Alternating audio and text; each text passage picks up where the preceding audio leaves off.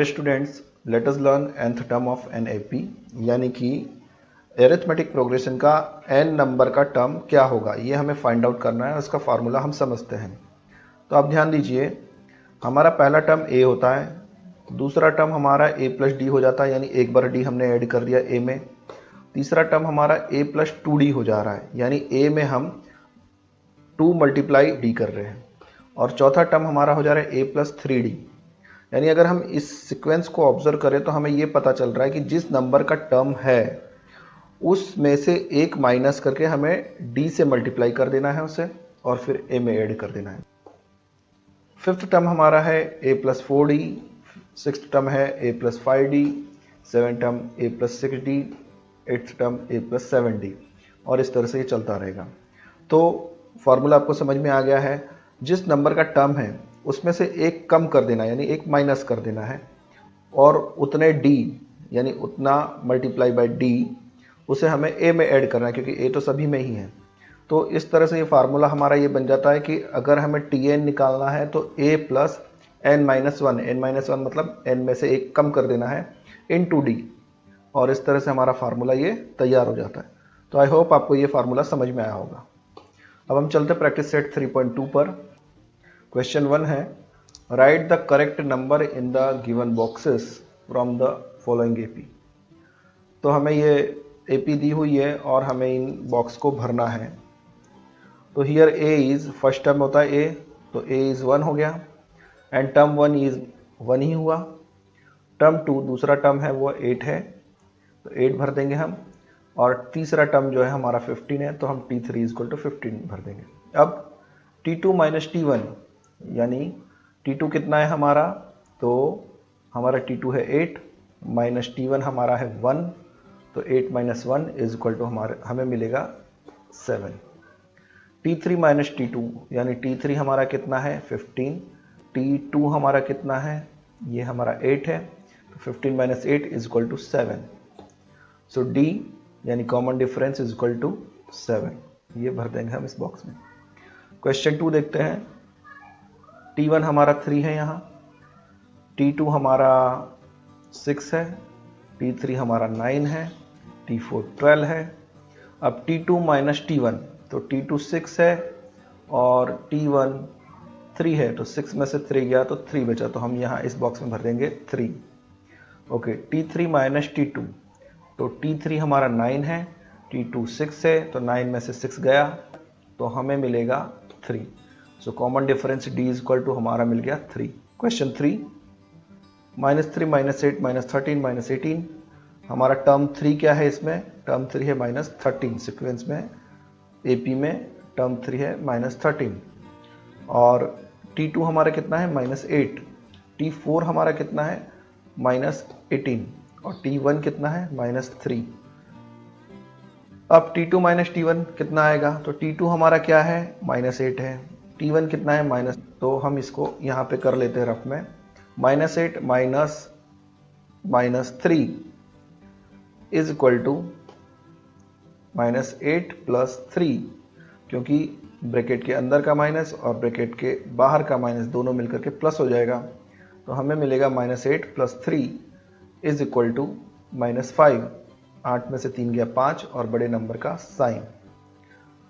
उसी प्रकार से t3 माइनस t2 हम निकालेंगे, तो t3 हमारा है माइनस 13 और t2 है हमारा माइनस 8, तो माइनस 13 माइनस ब्रैकेट में minus 8 is equal to minus 13 plus 8 is equal to minus 5, ये हम यहाँ बॉक्स में लिख देंगे। तो a यानी पहला टर्म हमारा क्या है, that is minus 3, and d हमारा निकला माइनस 5। क्वेश्चन नंबर 4 है 70 60 50 40। यहाँ पर t1 हमारा है 70, t2 है 60, t3 है 50, तो हमारा a है 70। अब d निकालने के लिए हमें क्या निकालना पड़ेगा, t2 माइनस t1 करना पड़ेगा, तो t2 माइनस t1 हम लिखेंगे 60 माइनस 70, t2 60 है, t1 70 है, तो 70 माइनस 60 इज इक्वल टू 10, और बड़े नंबर का निशान तो माइनस 10, और t3 minus t2 is equal to 50 minus 60, तो 50 minus 60 is equal to minus 10। तो डी हो जाएगा हमारा -10। ओके, क्वेश्चन 2 देखते हैं अब। Decide whether following sequence is an AP, if so find the 20th term of the progression. यानी ये जो सीक्वेंस दिया हुआ है हमें वो एपी है या नहीं है। अगर एपी है तो 20th टर्म यानी 20वां टर्म क्या होगा, ये हमें फाइंड आउट करना है। तो 20वां टर्म हम इसी फॉर्मूले से फाइंड आउट करेंगे, लेकिन उससे पहले हमें ये डिसाइड करना होगा ये एपी है या नहीं है। तो हम क्या करेंगे, पहले यहाँ क्या है, a equal to T1 equal to -12 यानी टर्म 1 -12 है, T2 -5 है, T3 2 है, T4 9 है, T5 16 है। तो T2 T1 हम निकालेंगे इनका डिफरेंस, तो हमें मिलेगा -5 माइनस ब्रैकेट में -12।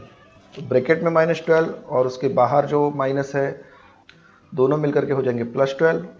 तो हम लिखेंगे इक्वल टू -5 + 12। अब 12 - 5 equal to 7, so it is 7।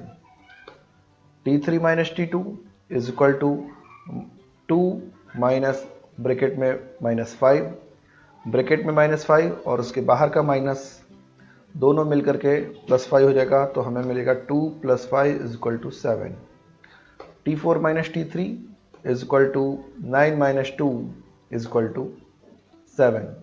T5 - T4 is equal to 16 - 9 is equal to 7। तो हम लिख देंगे the difference are a constant number, therefore the sequence is an AP. जो हमें डिफरेंस मिला वो कांस्टेंट नंबर मिला, इसलिए ये सीक्वेंस एपी है। तो इसीलिए हमारा first term a equal to -12 है और कॉमन डिफरेंस d जो है 7 है। अब हम इन्हीं वैल्यूज़ का इस्तेमाल करके इस फॉर्मूले में पुट कर देंगे तो हमें 20वां टर्म मिल जाएगा। T20 निकालने के लिए हमें n 20 के रूप में यूज़ करना होगा, n इक्वल टू 20। तो हम इसमें पुट करेंगे T20 इक्वल टू a की जगह हम लिखेंगे -12 प्लस n की जगह हम लिखेंगे 20 -1 इंटू d की जगह हम लिखेंगे 7। ठीक है, तो हमें मिलेगा -12 प्लस 20 - 1 इक्वल टू 19, तो 19 इंटू 7। तो हमें मिलेगा -12 प्लस 19 इंटू 7। तो 19 7 जा कितना होता है 133। तो हम लिखेंगे -12 प्लस 133। तो 133 में से 12 अगर माइनस करेंगे तो हमें क्या मिलेगा, तो हमें मिलेगा T20 इक्वल टू 121।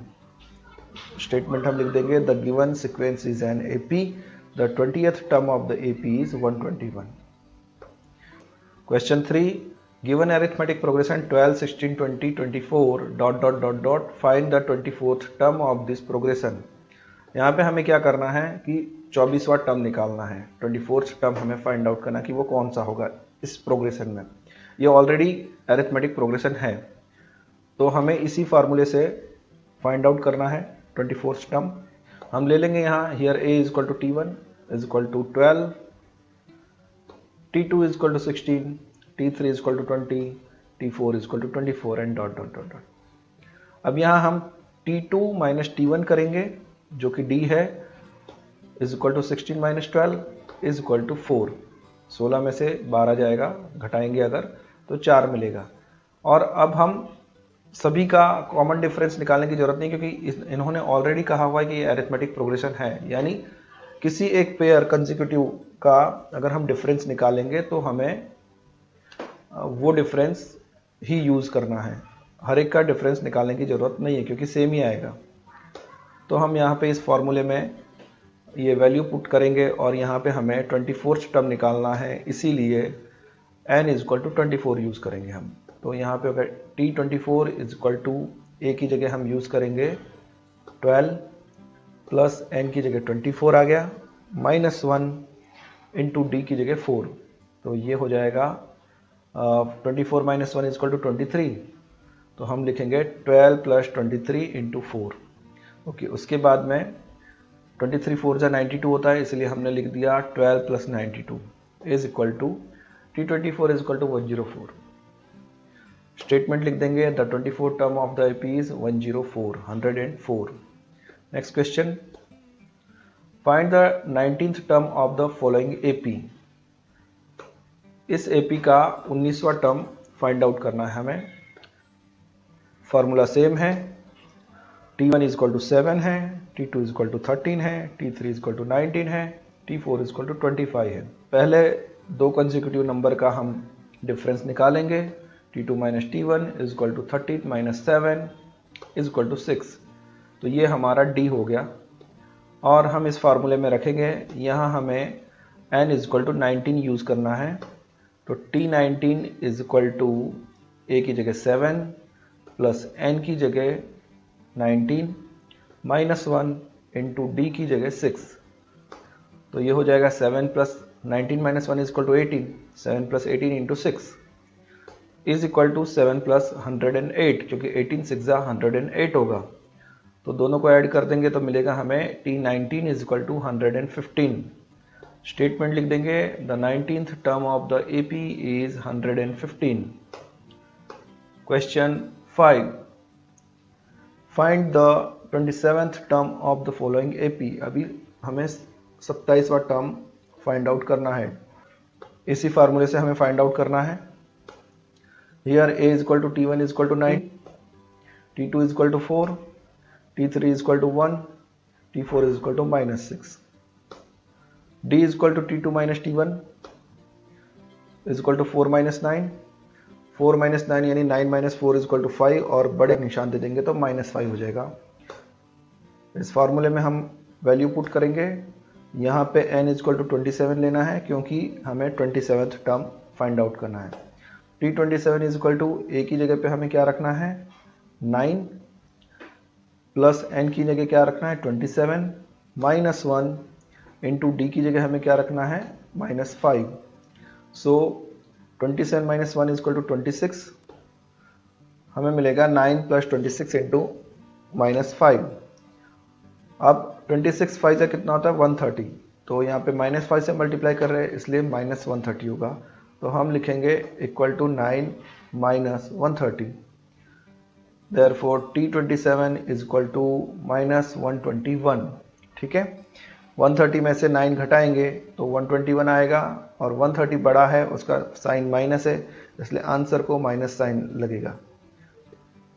स्टेटमेंट लिखेंगे, the 27th term of the AP is minus 121। Like and share the video. Subscribe the channel. Press the bell icon.